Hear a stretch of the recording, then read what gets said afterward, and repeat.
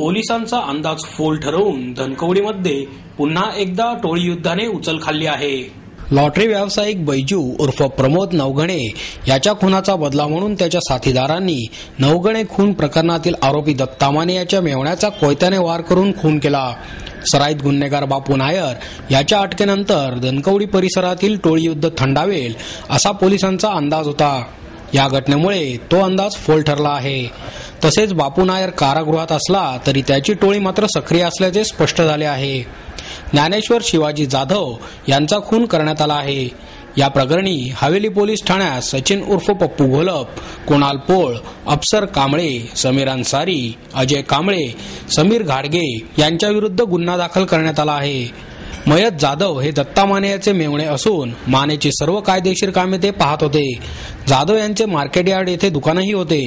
त्यामुळे आरोपींनी नवघणेच्या खुनाचा बदला म्हणून जाधव यांचा खून केला असावा असा पोलिसांचा अंदाज आहे। 5:30च्या सुमारास जाधव मोटरसायकलवरून दत्तनगर येथील जांभूळवाडी रस्त्यावरील सुधीर कोल्ड्रिंक जवळ येत होते।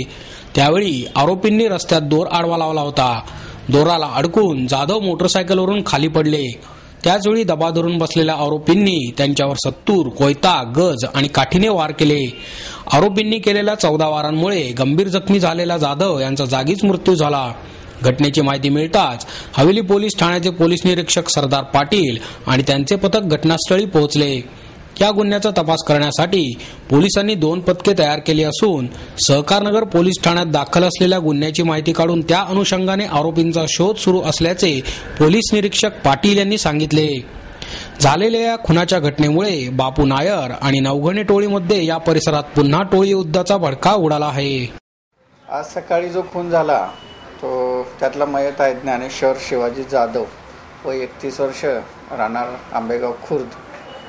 हा पूर्वी जो 21 ऑक्टोबर 2011ला बालाजीनगरला जो खून झाला होता बैजू नवघणे याचा, तर बैजू नवघणेच्या खुनामध्ये मुख्य आरोपी दत्ता माने आणि त्याचे इतर सह आरोपी होते।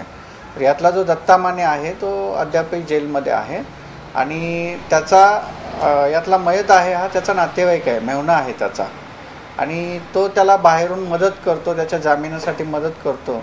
या कारणावरून या आरोपींनी, यामध्ये 8-9 आरोपी आहेत, त्या लोकांनी यातल्या मयताचा ज्ञानेश्वर शिवाजी जाधव याचा आज सकाळी 5:30 वाजण्याच्या सुमारास मार्केट यार्डला त्याचा दुकान गाळा आहे तिकडे जात असताना वाटेत त्याची मोटरसायकल वरून जात असताना त्याच्या मोटरसायकलला खाली पाडलं आणि सत्तूर आणि चाकूसारख्या हत्यारांनी वार करून त्याचा खून केलेला आहे।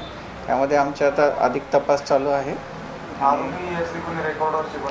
आरोपी यात अशी माहिती मिळालेली आहे की आरोपी यातले जे आहेत ते रेकॉर्डरचे गुन्हेगार आहेत, त्यांच्या वेगवेगळ्या प्रकारचे गुन्हे दाखल आहेत, पण सध्या आम्ही त्यांची नावं डिस्क्लोज करू इच्छित नाही। तपासामध्ये त्यांना अटक केल्यानंतरच आम्ही त्याची पूर्ण माहिती कळवू आपल्याला।